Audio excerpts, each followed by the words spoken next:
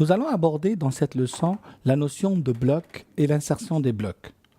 Les blocs sont tout simplement les éléments de bibliothèque. Vous avez la possibilité dans votre dessin d'AutoCAD de créer une bibliothèque d'objets que vous allez utiliser à chaque fois que vous en avez besoin. Ça peut être une bibliothèque d'objets fenêtres, de portes, de personnages, d'arbres, etc. AutoCAD en fournit quelques-uns qu'on verra tout à l'heure. Vous pouvez en acheter dans le commerce d'autres, mais vous pouvez créer vos propres éléments de bibliothèque. J'ai repris pour le besoin de cette leçon l'exercice plan masse avant l'insertion des maisons. Mon idée est la suivante, c'est qu'avant d'insérer ces maisons-là, je vais créer des blocs pour les utiliser dans ce dessin et dans d'autres dessins quand j'aurai besoin. Pour créer des blocs, on va aller dans l'onglet Insertion. Il y a une rubrique ici qui s'appelle Bloc. On a Insérer, Créer, Éditeur. Nous passons par Créer. La fenêtre de dialogue arrive. Il me demande le nom de mon bloc. Je vais l'appeler Modèle 1. Modèle 1. Choix des objets. Je vais choisir les objets qui font partie du modèle 1. Voilà, c'est ce modèle-là. Je valide Entrée.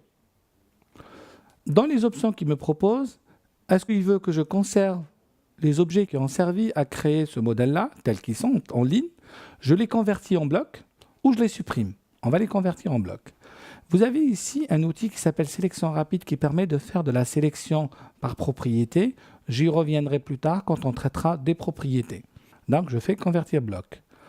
Autre chose importante dans le bloc, c'est choisir un point, qui est tout simplement le point chaud de l'objet. Choisir un point, on va dire, je veux l'insérer par cette extrémité-là. Je fais OK et mon bloc est créé. Je peux refaire la même opération. Créer bloc, modèle 2, modèle 2, choisir des objets du modèle 2, donc ça va être cela, je valide, choisir un point d'insertion, ça sera celui-là. Je fais OK. Je relance la commande pour créer modèle 3,